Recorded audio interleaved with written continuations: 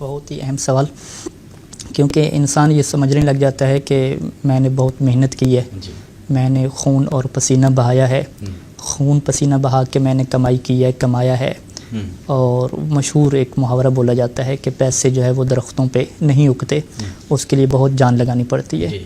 تو ایک انسان کے ذہن میں یہ تصور آ جاتا ہے کہ جب میں اپنی محنت سے کما رہا ہوں تو اب مجھے اختیار ہے، میں اس سے 5واں حصہ نکالوں یا 5واں حصہ نہ نکالوں۔ تو اب بجائے اس کے کہ ہم اپنی طرف سے کچھ جواب دیں، ہم چلتے ہیں امام علیہ السلام کی بارگاہ میں، اور میرے پاس اس وقت اصول کافی سے اور دیگر کے روایات میرے پاس موجود ہیں۔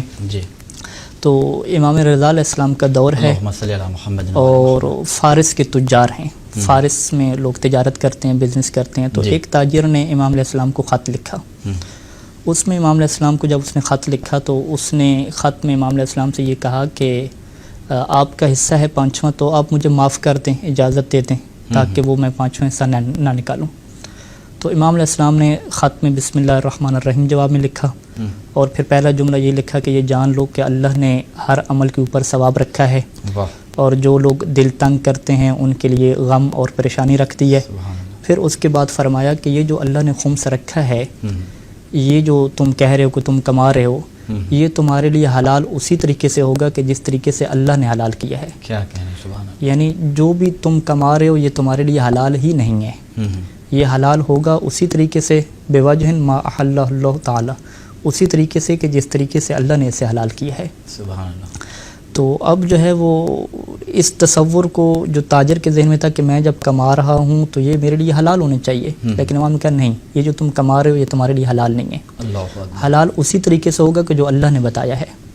اور پھر یہاں پہ ایک اور روایت ہے امام علیہ السلام سے کہ امام علیہ السلام نے خمس کی آیت پڑھی، اور آیت پڑھنے کے بعد کہا کہ اللہ نے مومنین کے اوپر احسان کیا ہے۔ کیا احسان کیا ہے؟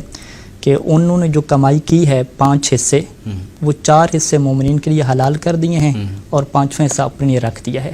یعنی امام یہ فرما رہے ہیں کہ جو تم کما رہے ہو یہ تمہارے لیے حلال ہی نہیں ہے، اور یہ اللہ کا احسان ہے کہ 4 اس نے تمہارے لیے رکھے ہیں اور 5واں اس نے اپنے لیے رکھ لیا ہے۔ تو اب اگر ہم اس میں غور و فکر کریں تو ہم یہ دیکھتے ہیں کہ انسان جو بھی کمائی کرتا ہے، ظاہری بات ہے وہ زمین پہ کمائی کرتا ہے، تو یہ زمین کس کی ہے؟ زمین اللہ تعالیٰ کی ہے۔ انسان جو اپنی طاقت اور قوت خرچ کر رہا ہے، وہ جسم کس کا دیا ہوا ہے؟ اللہ کی دی ہوئی ہے۔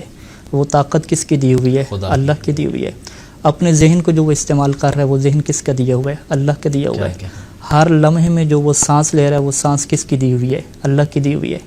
جب سب کچھ اللہ کا انویسٹ کیا ہوا ہے، سب کچھ اللہ کا ہے، اور پھر انسان کہے کہ یہ سب کچھ میری اپنی محنت ہے، تو یہ بہت کہنا انصافی کی بات ہے۔